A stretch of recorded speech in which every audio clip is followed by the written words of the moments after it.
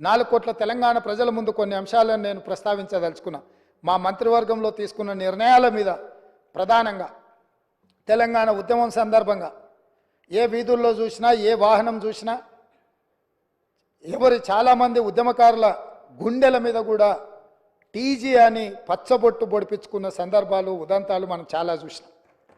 బండ్ల మీద రాసుకోవడమే కాదు, ఆనాడు ఏపీ అని ఉంటే ఏపీ వద్దు, టీజీ ఉండాలి, టీజీ కావాలి అని బండ్ల మీద టీజీ రాసుకోవడమే కాదు, గుండెల మీద కూడా పచ్చ పొడిపించుకున్న సందర్భాలు, తమ రక్తాన్ని చిందించి ఆ రక్తంతో గోడల మీద రాతలు రాసిన యువకులు టీజీ అని రాసుకున్నారు. అధ్యక్ష, కేంద్ర ప్రభుత్వం కూడా తెలంగాణ రాష్ట్రం ఏర్పడ్డ తర్వాత టీజీ అని వాళ్ళు నోటిఫై చేస్తే జూన్ 2, 2014 నాడు రాష్ట్రం ఏర్పడ్డ మొదటి రోజే ప్రమాణ స్వీకారం చేసిన ప్రభుత్వం టీజీ బదులు టీఎస్ అని చెప్పి వారి రాజకీయ పార్టీకి నకలుగా టీజీని టీఎస్గా మార్చి ఆనాటి ప్రభుత్వం నిర్ణయం తీసుకున్నది. అధ్యక్ష, అందుకే మేము జరిగిన తప్పిదాన్ని సవరిస్తూ ఈ రాష్ట్రం టీఎస్ కాదు, తెలంగాణ ప్రజలు కోరుకున్న విధంగా టీజీ ఉండాలి, తెలంగాణ ప్రజల యొక్క ఆత్మగౌరవం, త్యాగాలు ప్రతిఫలించాలి అన్న ఆలోచనతోని మా ప్రభుత్వం, మా మంత్రివర్గం టీఎస్ను టీజీగా మార్చింది. టీజీగా మార్చినందుకు స్వాగతిస్తారనుకున్న, ఆ వైపు నుంచి ప్రభుత్వాన్ని అభినందిస్తారనుకున్న. అధ్యక్ష, కానీ అది నిరాశనే కలిగించింది. అయినా మేమేం అధైర్యపడాలన్న ఆలోచనలో లేము, మేము ముందుకు వెళ్తాం. అధ్యక్ష, అదేవిధంగా అధ్యక్ష, అధికారిక చిహ్నం ఎక్కడైనా, ఏ రాష్ట్రంలో అయినా, ఏ దేశంలో అయినా, ఈ ప్రపంచంలో రాచరిక వ్యవస్థను కాదని, ప్రజాస్వామిక పాలన ఉండాలని వేలాది లక్షలాది మంది పోరాట యోధులై యుద్ధంలో ముందు భాగాన నిలబడి రక్తం చిందించి నేల కొరిగి ప్రజాస్వామిక పరిపాలనను సాధించుకున్నారు. ఆ కోవలో భాగంగానే తెలంగాణ రాష్ట్రం నిజాంలకు, రజాకర్లకు వ్యతిరేకంగా నిటారుగా నిలబడి కొట్లాడి విముక్తి పొందినరు. ఇదే కాదు, ఆనాడు కాకతీయ సామ్రాజ్యానికి వ్యతిరేకంగా సమ్మక్క సారలక్క వీళ్ళందరూ పోరాటం చేసి పన్ను కట్టమంటే పన్ను కట్టమని తిరగబడి త్యాగాలు చేసిన సమ్మక్క సారలమ్మ జాతర మనం ఈరోజు ఆదివాసి బిడ్డలు జంపన్న వాగులో తలార స్నానం చేసి అక్కడికి వెళ్ళి దేవుణ్ణి దర్శించుకుంటున్నాం. అలాంటి త్యాగాల పునాదుల మీద ఏర్పడ్డ ఈ తెలంగాణ రాష్ట్రం, పోరాటాలతో ఏర్పడ్డ ఈ తెలంగాణ రాష్ట్రంలో రాష్ట్ర అధికారిక చిహ్నంలో ఒక పక్కన చార్మినార్, ఇంకొక పక్కన కాకతీయుల ఆనవాళ్ళు ఉన్నాయంటే రాచరిక పోకడులు ఏ విధంగా ఉన్నాయి, పాలకుల యొక్క ఆలోచన ప్రజాస్వామ్యానికి వ్యతిరేకంగా రాచరిక పోకడలతో రాష్ట్ర అధికారిక చిహ్నంలో రాచదర్పాలు ఉట్టిపడుతుంటే ఇంకా కూడా మనము గులాములుగా వెట్టి చాకిరి చేస్తూ బ్రతకాల్సిందేనా అన్న ఆలోచనతోటి మా మంత్రివర్గం అంతా ఆలోచన చేసి రాచరిక పోకడలు, రాచరికపు ఆనవాళ్ళు ఉండడానికి వీల్లేదు.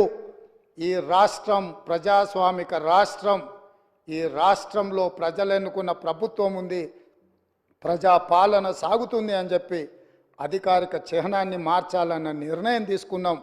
ఆ నిర్ణయాన్నైనా వాళ్ళు స్వాగతిస్తారేమని చూసినాం. అధ్యక్ష, గవర్నర్ గారి ప్రసంగంలో ఈ అంశాలన్నీ కూడా ప్రస్తావించిన ఎక్కడ కూడా వాళ్ళ యొక్క సానుకూలత ఈ విషయంలో కనిపించలేదు. అధ్యక్ష, అదేవిధంగా అధ్యక్ష, మనమందరం తెలంగాణ బిడ్డలం.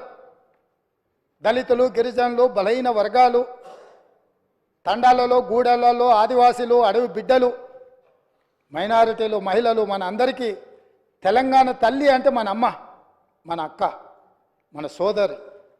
మనం కల్లారా చూసిన మన అమ్మలు, మన అక్కలు, మన కుటుంబ పెద్దలు ఎవ్వరు కూడా వజ్ర వైదూర్యాలతోని కిరీటాలు పెట్టుకొని, వడ్డానాలు పెట్టుకొని మనం ఎన్నడూ మన తెలంగాణ తల్లిని చూడలేదు. అధ్యక్ష, కొంతమంది రాజులు, రాచరిక పోకడులు ఉన్న వాళ్ళు గడిలలో ఉన్న పెత్తందారులు ఏమైనా కిరీటాలు పెట్టుకున్నారేమో, భుజకీర్తులు పెట్టుకున్నారేమో, నడుములకు వడ్డానాలు పెట్టుకున్నారేమో మాకు తెలియదు. కానీ మా అమ్మలు నడుము బిగించి కొంగు చాకలి ఐలమ్మలాగా పోరాటాలు చేసిన స్ఫూర్తి ఈ గడ్డ మీద ఉన్నది. చాకలి ఐలమ్మ స్ఫూర్తిగా తెలంగాణ తల్లి ఉంటుందని మేము అనుకున్నాం. తెలంగాణ తల్లి అంటే ధీశాలి పోరాట యోధురాలుగా ఉంటుంది.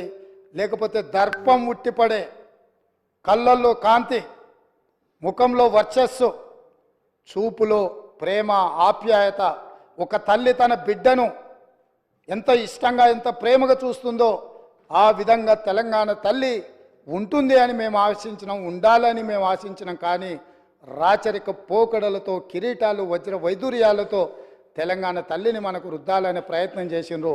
అందుకే కవులు కళాకారులకు నిలయమైన ఈ తెలంగాణ రాష్ట్రంలో కవుల కళాకారుల నుంచి సూచన తీసుకొని మన అమ్మలాగా మన తెలంగాణ తల్లి ఉండాలి, ఆ తెలంగాణ దర్పం ఉట్టిపడే విధంగా తెలంగాణ తల్లి ఉండాలని మంత్రివర్గం నిర్ణయం తీసుకుంటే కనీసం తెలంగాణ తల్లి విషయంలోనైనా రాజకీయ విభేదాలను ఆలోచనలను పక్కన పెట్టి ప్రతిపక్షం కలిసి వస్తుందేమో అని మేము చూసినాం అధ్యక్ష.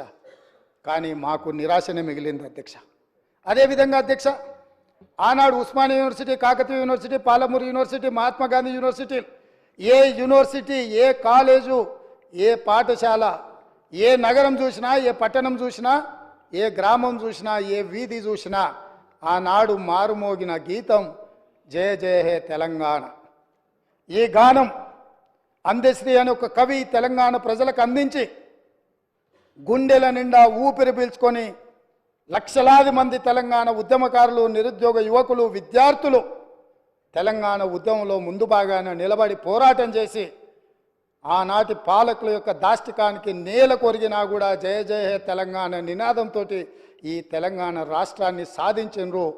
ఈ రాష్ట్రాన్ని సాధించిన జయ జయ హే తెలంగాణ గీతం ఈ తెలంగాణ రాష్ట్రీయ గీతంగా మారుతుంది అని చెప్పి 4 కోట్ల తెలంగాణ ప్రజలు భావించిండ్రు, ఆశించిండ్రు, ఆకాంక్షించిండ్రు.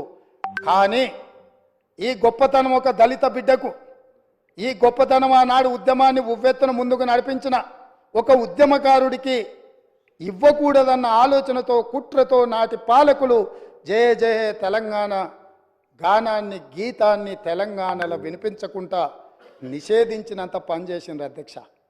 అందుకే ఈరోజు ఆ ఉద్యమ స్ఫూర్తితో ఉద్యమాలను గౌరవించే పార్టీగా, ప్రజల పోరాటాలను గుర్తించి, ప్రజల యొక్క ఆకాంక్షలను మన్నించి, ప్రజల యొక్క ఆలోచనలకే అనుకూలంగా పరిపాలన అందించిన పార్టీగా జయ హే జయ హే తెలంగాణ గీతాన్ని రాష్ట్రీయ గీతంగా ఆమోదించినాం. కనీసం దాన్నైనా, కనీసం ఆనాడు ఉద్యమం, ఆనాడు రాష్ట్ర సాధనలో గత 9.5 సంవత్సరాలు వాళ్ళు అనుభవించిన అధికారానికి పునాదులు వేసిన ఈ గీతాన్ని రాష్ట్రీయ గీతంగా మేము ఆమోదిస్తే అభినందిస్తారేమో, అభినందించకపోయినా ఆహ్వానిస్తారేమో అని చెప్పి 4 కోట్ల తెలంగాణ ప్రజలు ఎదురు చూస్తే నిరాశనే మిగిలింది అధ్యక్ష. మేమేమన్నా అతిగా ఏమైనా ఆలోచన చేస్తున్నామా, అతిగా ఏమైనా ఆశిస్తున్నామా, లేకపోతే ఏమైనా అడగకూడని ఆశించింది ఏమైనా మేము ఆలోచన చేస్తున్నామా నాకైతే అర్థం కాలేదు అధ్యక్ష. మీరైనా మాకేమైనా మా ఆలోచనలో తప్పు ఉంటే మాకు సూచన చేయండి. ఇన్ని గొప్ప నిర్ణయాలు తీసుకున్న ఈ ప్రభుత్వాన్ని అభినందించడానికి ప్రతిపక్ష నాయకుడిగా వారక్కడ కూర్చొని ఈ ప్రభుత్వం ఇగో ఈ మంచి చేసింది, ఈ మంచిని మేము ఆహ్వానిస్తున్నాం, ఈ మంచి జరగాల్సిందే, ఇగో ఈ పరిపాలనలో మీరు తీసుకున్న నిర్ణయాలలో ఈ లోపాలు ఉన్నాయి, ఈ లోపాలను మీరు మార్చుకోండి, ప్రజలకు మంచి పాలనను ఇవ్వండి అని ప్రధాన ప్రతిపక్ష నాయకుడు అక్కడ కూర్చొని సూచన చేసినుంటే వారి గౌరవం పెరిగేదే తప్ప వారి గౌరవం తగ్గదు అధ్యక్ష. ఆ కుర్చీ అట్లా ఖాళీగా కనిపించడం ఈ సభకి ఏమైనా శోభ తెస్తుందా అధ్యక్ష? ఎందుకు వారు అట్లా ఖాళీగా పెట్టి సభకు గైరాజరవ్వడం అనేది ఈ తెలంగాణ సమాజానికి ఏమైనా ప్రయోజనం ఉంటుందా అధ్యక్ష? మీరు ఆలోచన చేయండి.